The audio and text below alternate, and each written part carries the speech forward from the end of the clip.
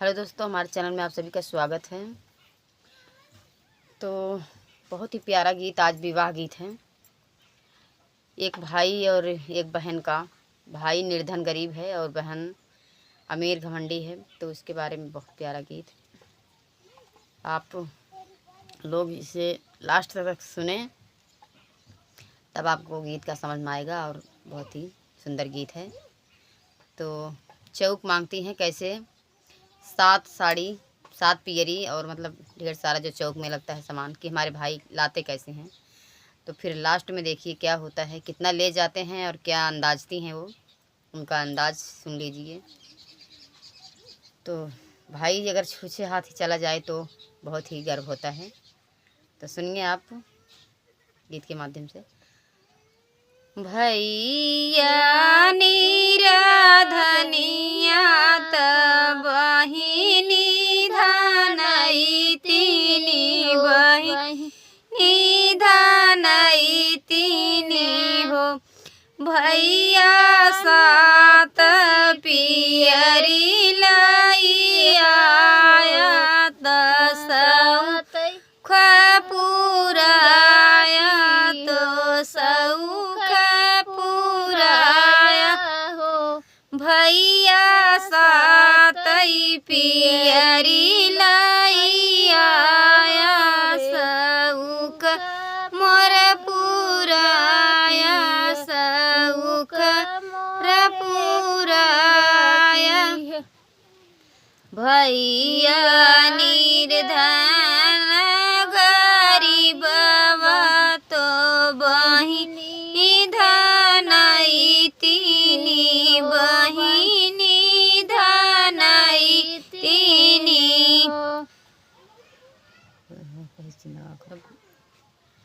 भैया 5 पियरी लई आया तो सौख पुराया सौख मोर पुराया।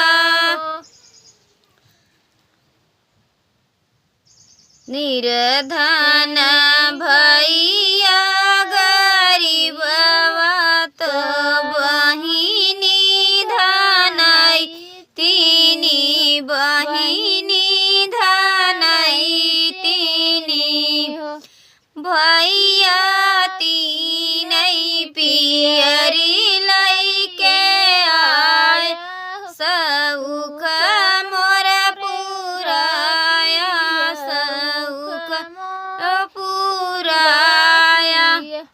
तो 7 से 5 और 5 से 3 अब देखा आप।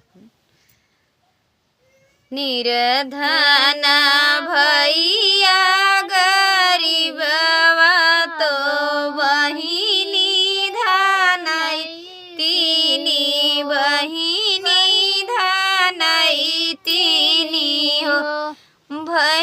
भैया छूछई मोरे घरे आया सौख मोर पुराया सौख मोर पुरा होई हो।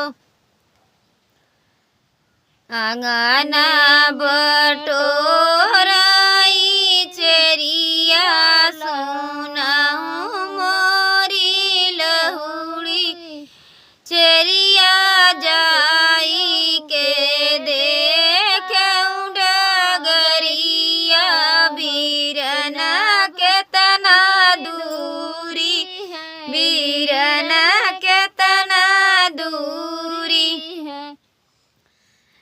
चरिया जाई डगरिया माँ देखूं बीरना केतना दूरी बीरना केतना दूरी है। आगे आगे आवई आगे आगे आवई घीऊ गागर पियरी गहबर पियरी गहबर बहिनी नीले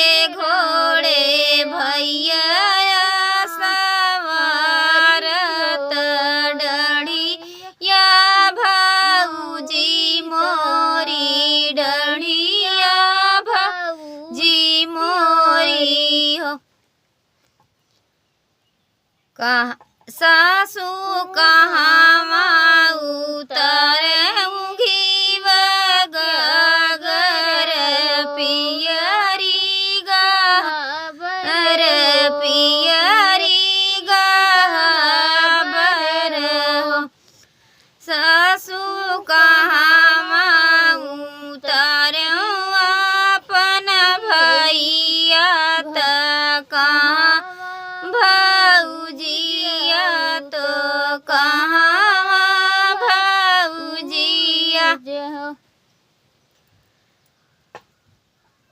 मड़ए उतारऊ घीव गगर पियरी गबर पियरी गबर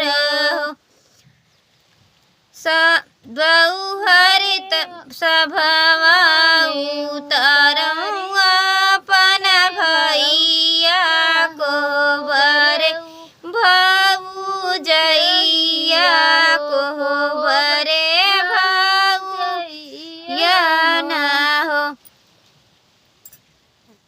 मड़ए उतारऊ घीव गगर पियरी गबर पियरी गबर सखी सासू तकथ उतारऊ बीरन भैया भौज कोहबरे भौजैया कोहबरे भौजैया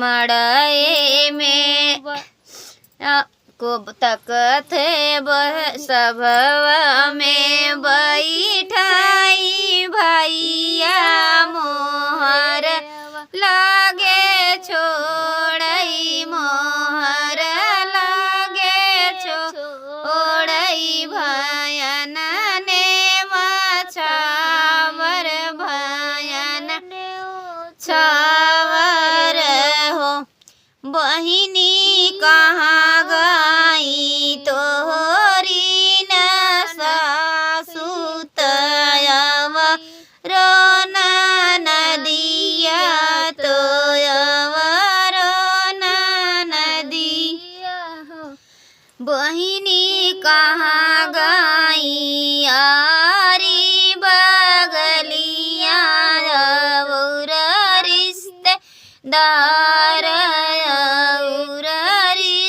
रिश्तेदार बहिनी सबके पियरी पहिरऊ भयन ने मछावर भयन ने मछावर बहिनी पियरी के मड़ए छवई बई मड़ए बीचे नचबई मड़ए बीचे नचबई हो इतनी बचन सुनई बहिनी त सुनी के खुशिया भाई सुन के खुशिया भाई हो भैया तोरे आए गज भर छतिया मगन भाए मनावा मगन भाए मनावा। तो बहुत ही प्यारा गीत, अगर अच्छा लगे तो आप लोग कमेंट में ज़रूर बताएं।